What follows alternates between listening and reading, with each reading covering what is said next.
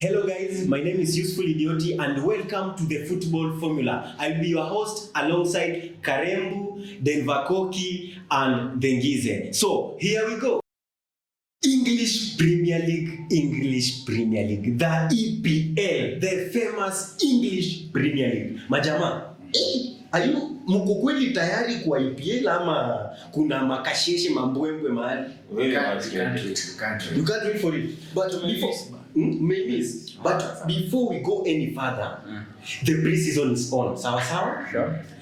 But the signings that the clubs have made, manze, sinakwambia this time around itakuwa mambo mbaya sana. I feel like it will be somehow difficult. Yeah. Tell me something about Manchester City. In my opinion, Man City will yet again be the champions come May next year.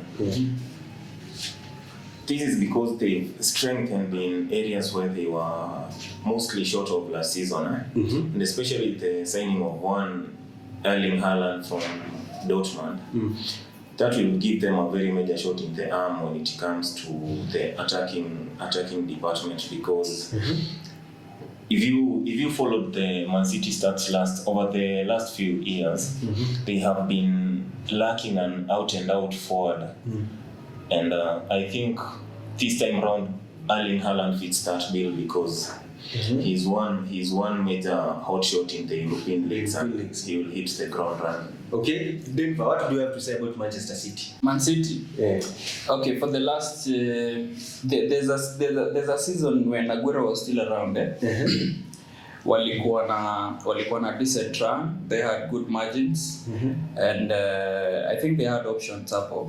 But then if you look at, there's a season when we finished second, you remember? They had to come from behind to come and challenge for the title. And then there's I think the next season they also had to like, they were 8 points ahead by January, and they had to like work about Leo 8-point lead. And Liverpool came back into the game and gave them a run for the money until the last minute. So I feel like City is a decent team, but if they get a decent opposition, it will be something that will go down to the wire. The problem with the top 4, the top 6 teams is one of them is always having an issue. Tottenham, they were having a change in manager. Wakaleta Conte mid-season. United, we've been rebuilding since time immemorial. Then Chelsea, wako hivi na hivi, they are much better in the European setup as compared to the league. So hiyo inabaki tu na Liverpool as the only fair competitors, because Liverpool is a stable team. They have a coach amekuwa hapo for so long with the same players, and then same thing to Pep. So it is only fair that they are competing against themselves. Karembu, what do you have to say about Manchester City? Manchester City. Yes. They have signed Haaland. If you look last season, Man City walikuwa wanategemea first 9. They didn't have a natural striker. Okay. Mwenye angebaki hapo kwa box na kusumbua. Walikuwa rely na force. But sasa kwa transfer wamesign Erling Haaland. Yes. For me, I feel Haaland is the real deal. Ukiangalia stats zake kwa Bundesliga, alikuwa na crazy stats. He was scoring many goals. And then unajua Man City with the likes of Kevin De Bruyne, Mahrez, Bernardo Silva, Bernardo, Grealish, Haaland will be having wanna feed balls kwake. Na ukiangalia Haaland, for me inaweza describe like natural number 9, an old natural number 9. See the modern number 9. Okay. But apart from Erling Haaland, there is also one Julian Alvarez, that Argentinian guy. Okay. And also the Englishman, Calvin Phillips. In my opinion, Julian Alvarez will be one for the future, because he will definitely not be going to get the most of the playing time. Okay. But in other departments, they brought in Calvin Phillips from Leeds, who is more or less of a natural replacement for Fernandinho, the outgoing Fernandinho. And the imminent arrival of Mark Cucurella from Brighton. Many can remember that Cucurella had only one season at Brighton after his move from Getafe, and especially The Manchester United one here, I can remember. Anyway, He was terrific against his team. I really bullied those men. Anyway, I mean, we were just so poor last season. We made everybody look like a prime Ronaldo everywhere. Because this guy, who is this Ecuadorian? Is it Ecuadorian or who? The one who scored. What is his name? Trossard. Not Trossard. Trossard is Belgium. There's this guy From Brighton. Yes. Caicedo. Caicedo. Yes. Caicedo scored his first goal against us. He's a United fan. I hate that. Sent to Mark Cucurella. Yeah. Like, It's like, what do you have to say about Calvin Phillips and Julian Alvarez? For me, I would say Calvin Phillips is a decent signing. It will be a replacement to Fernandinho. What I'm not sure about him, he will get game time. I'm not sure about that. But Calvin Phillips is a good player. He had a good Euro with England. So I think He'll prove himself to Pep Guardiola. he will prove himself. That is it. Manchester City fans, what do you have to say about the signings that your team have made? Tell us hapo kwa comment section. As we move on swiftly, Chelsea, the Blues, the Bridgians, the Stamford Bridgians, the Twitcher guys. wale wamepigwa na Charlton. Allah. Sensation Gallagher. The sensational penalty. Something funny nowadays. I bet Arsenal fans you can attest to this. Hakunanga sayati gani kali kati ya Man U na Arsenal. Sai Chelsea na Manchester hivi. What do you have to say about your team? About my team, man. Yes. Let's start with that. That game we lost yesterday. Oh, by the way, we lost on penalties. Okay. Still a loss. But it can be still a nice game. If you look at that game, man, shida zetu tu ni attack. Everything inaanza sisi the bad thing about Chelsea ni attack. But for transfer, tumesign a good player. Tumesign Raheem Sterling from Manchester City. Raheem Sterling for 13 goals and 5 assists.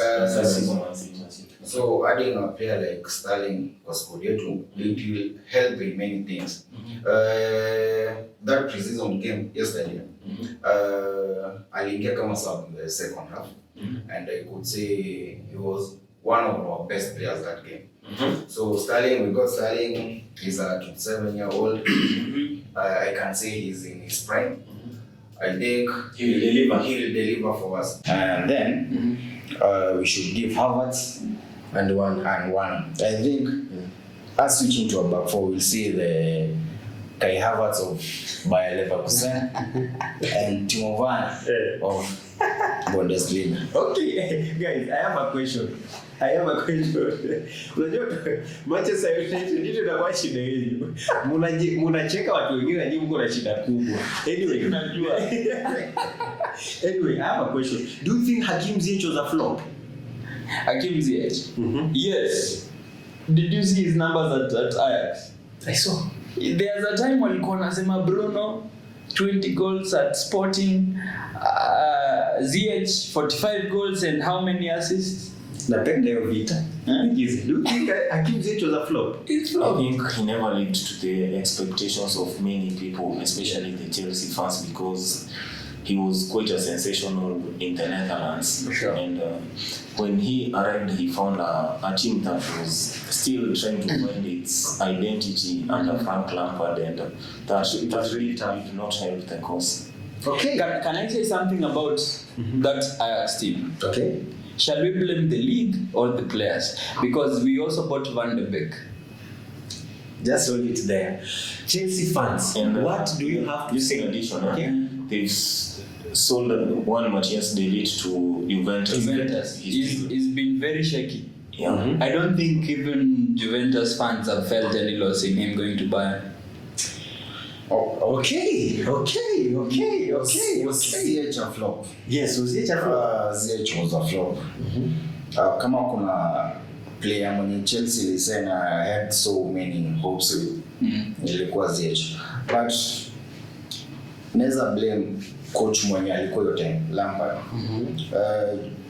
During that time Lampard, players wengi wali lose form yao. Okay. And I think the moment tunaingia Premier League and then upate a bad coach, it will affect you in so many ways. Ndio maana ukaona ZH form yake ilienda chini. But last season kuna games kadhaa alicheza vizuri. That's why I'm saying that fight was ZH. Sawa. Yenye imebakia tuachie macoach wa decide. Chelsea fans, what do you have to say about your team and the signings that have just arrived? Manchester United, the Red Devils. Leteni vita. Ama niongee about Manchester United. What is wrong with Manchester United? Or because pre-season, I'm seeing the pre-season, the way Manchester United is playing at the pre-season. Will the way they are playing right now reflect to the next season, or what has been your way of game? Let me first probably talk and then he'll. You just respond. We will allow you to respond as the last person. attack. Let us attack you. Okay, Manchester United. Man United has been in a very poor run of form recently, in recent times.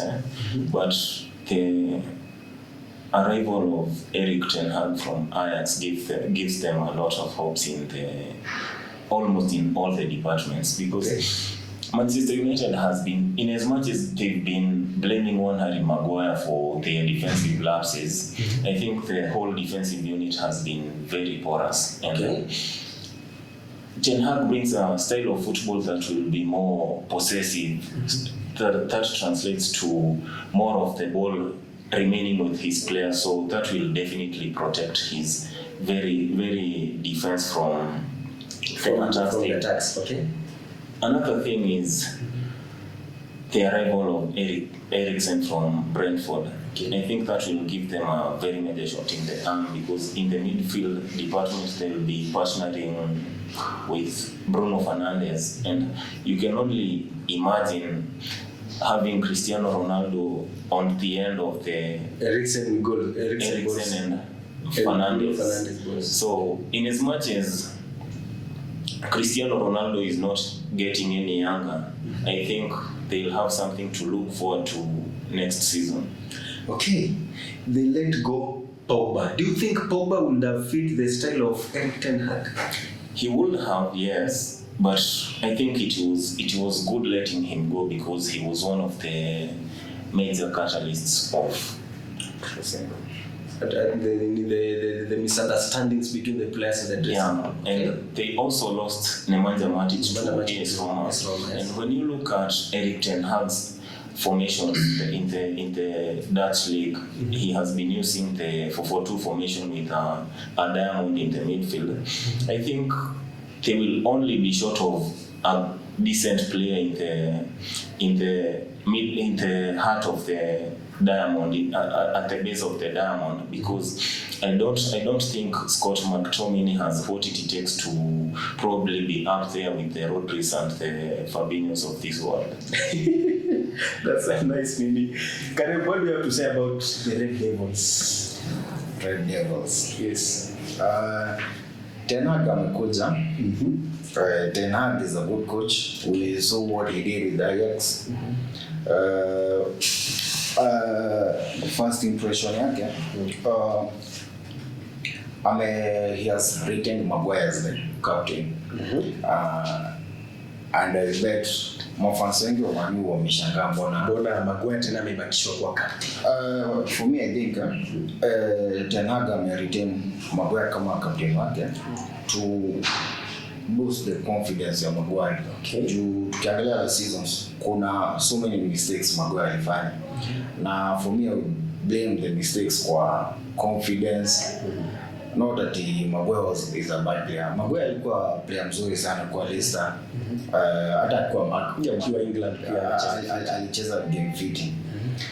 Shida ya defense Shoe had a good run kwa Euros. So coming to that season, we thought that Shoe angeperform, but he didn't perform. Wan-Bissaka the same case to Wan-Bissaka. Wan-Bissaka for Crystal Palace, he was a good player. He could assist. He's a good defender by then. So for me, I think shida kubwa ya Man U ilikuwa mentality nini and their coaches. Sidhani Ole and the other coach. Sidhani walikuwa coach wanaweza fika hiyo standard. Wanaweza fika standard ya coach Man U. But now they have Ten Hag. I think fans of Man U, they should be happy. They have something to I think before he wraps it up, most Manchester United sides of the recent successful, I can say of the successful eras, had a consistent backline. And when you look at the recent Manchester United teams, I guess they have had so many permutations in the defensive setup, and that does not help the cause, because the formidability of a defense depends on the understanding of the defenders, how they understand each other, how they link up. So I think the coaches have been moving the players so often, and I think that has really affected it. Denver, now the ball is. I have a lot to say about my club. Okay. Yes, a lot to say about my club. We have millions of problems since 2013. a ton of problems. Anyway, what I can say about the arrival of Ten Hag is I'm not really giving him so much expectation. I was in some other setup like this, and I was asked my expectation for the season. Top 4 is really going to be a very big race. I really wish and hope that we can get in there, but I said that we can do 5th for a start and win the Europa League. Okay. I don't think you'll be doing it with the likes of Arsenal in contention. Arsenal in contention? Yeah. That's not a European winning team. Have you ever won it? Have you? This time round we'll be winning it. No, the question is have you? It's a yes or no. Anyway. Manchester United fans. Anyway, what I can say about Ten Hag is, for the first time, I think we're going to play football. The boys are being coached by somebody who knows what it takes to do with football. Ole Gunnar was like, go and enjoy yourself. Okay. You get the point? Now, many people probably say Raf was bad. Of course, he had his own shortcomings, especially not playing Bailey when he had the chance to do so and playing those other fringe players. But then, even if you look at it, eventually, he had very little to do, because our season was already messed up. If you as a club sack a manager and then you hire an interim manager, then in November or December, you've sold out the whole season. And you've given the players a mentality that, this is not the permanent coach, so I'm not going to give him so much. You get the point? Okay. When Conte was hired by Spurs after Nuno Espirito Santos, he was sacked. What happened? Aliwachukua wakiwa 8th, languishing in 9th. And these guys waliingia wakaingia top 4. You know how they played. You could see there was a transition, there's a system. There's something being installed. And these guys gave their all because they knew this guy is here to stay. Okay. That was the biggest difference, and I wish we took Conte, but so many things came to play. So I'm really optimistic about. I'm quite optimistic about Next season. Because you're going to play football. Yes, I don't want to give so much expectation about challenging the title and all that. I just want to be realistic a little, but we are definitely winning a trophy. Manchester United fans, what do you have to say about your team? This is what we are talking at the football formula. We're gonna take a short break. Then when we back, ni mambwembwe na politeness ka kawaida. Welcome back, guys. This is the football formula. So, majama, as we continue swiftly, Liverpool, the Anfield. You will never walk alone. The clubs, guys. Liverpool. Tell me something about Liverpool. Liverpool. Liverpool wame lose Sadio Mane. I feel Sadio Mane alikuwa anafanya vitu mingi sana kwa hiyo squad ya Liverpool. The guy could attack, could defend, could create chances, could score. So for me, Liverpool letting Mane leave will be a big hit on their side. Na ukiangalia signing wenye wamefanya ya Nunes, I think wamefanya signing ya Nunes juu Mane ameenda. For me, I think Nunes is still young. Akona hiyo mwili ya England, but hata ukiangalia venye Klopp alisema they need to give Darwin Nunes some time. Juu ligeni na si mchezo. Na tumemwona pre-season amekuwa na bad games. Hata kwa training amekuwa kimiss sitters. So for me, I think they will miss Mane sana. They will miss Sadio Mane. Sadio Mane ako Bayern. Me nikiongea about Liverpool, if I was Klopp, I'm retaining Minamino over Nunes. If I'm Klopp, Okay. I'm retaining Mane over Nunes. Okay. If I'm Klopp, I'm not buying Nunes. Okay. Let me say something. If you're a football player and you're being analyzed on the basis of on a good day or give him time, you're a fraud. Hawezi ni convince. You can't convince me. Now, my favorite aspect about Mane is coming through during decisive matches. Decisive matches, exactly. This guy will either create a chance, force a blunder, create an assist, or score himself. And his versatility is out of this world. Thank you. Of course, this guy who came from Porto, what is his name? Luis Diaz. Luis Diaz is good, very decent player. I like him. The aggression, nini kujituma, shooting, good with both feet. I like him. Yes, alikam akachukua left wing place Mane was. But it was not a problem. Mane was still starting games. Why? Because he's a versatile player and he slotted in well hapo kwa CF. Because now Klopp anachezanga 4-3-3 ya forwards ya wing forwards. So Mane alislotting hapo CF and you couldn't even realize that this guy is not a CF. Exactly. You get the point. Now Mane has left on basis of contract issues. Okay. But I also feel he also left because he needed a new challenge and needed a place where he's being appreciated. I feel like at Liverpool he wasn't given the respect he deserves. You get that 100%. So if you take Mane out of your team and you sign somebody else, this replacement ought to be an instant hit, to make an instant impact. Darwin is not going to do that. And he's already having pressure during pre-season. And we are already on his neck. We are in an era where we come for you online. Vibaya sana. So if this guy, we are already coming for him, na washaanza kumtetea, Minamino is miles better than that guy. For me, Darwin Nunes is Uruguayan-based Lukaku. Wow. Dengize, what do you have to say about Liverpool? Okay. I don't think Sadio Mane will be missed as such because with 16 goals and only 2 assists last season to his name, I think the Liverpool players have the capability, the forwards have the capability to match that, especially a person like Diogo Jota, who had 15 goals last season and I guess 7 assists or thereabout. And Luis Diaz came a bit late into the season.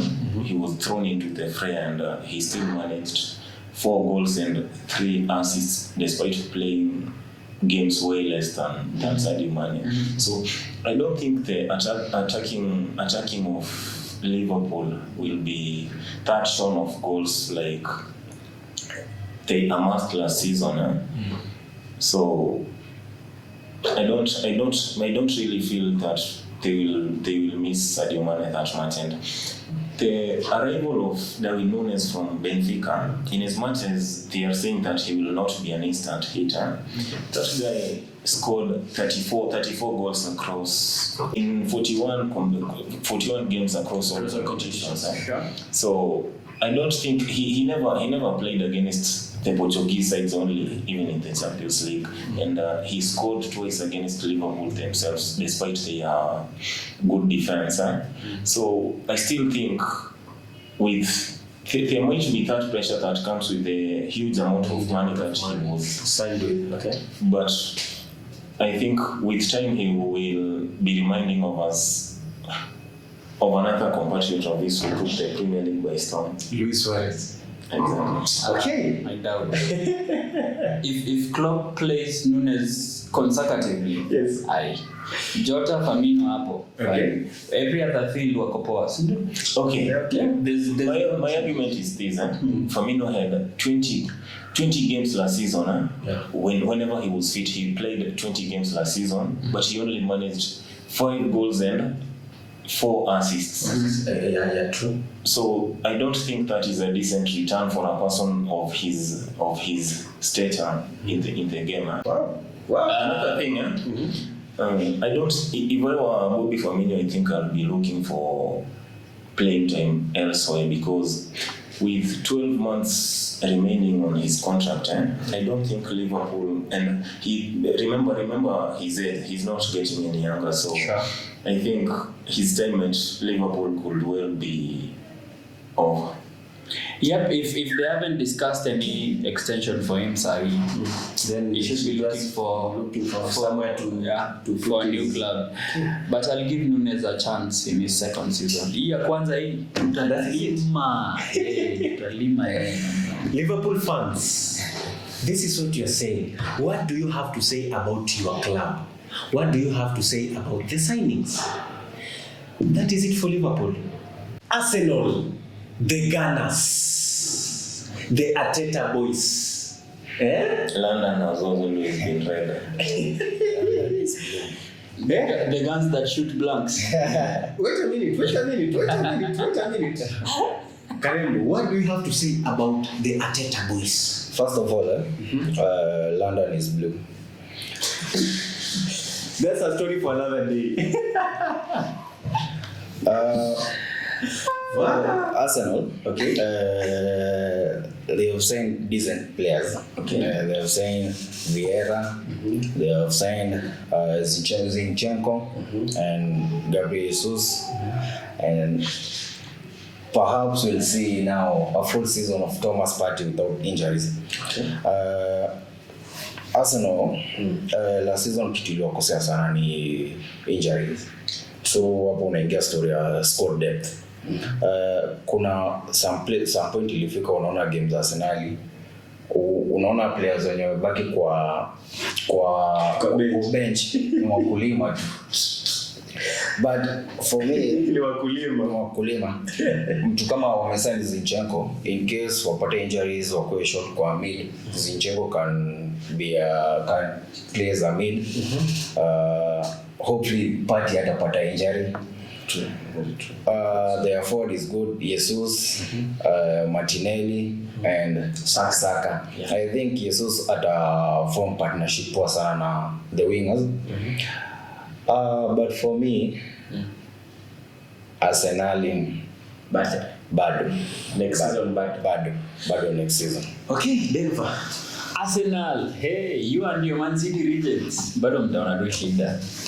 But anyway, in as much as I call them Man City rejects, Jesus is more of an upgrade to Lacazette.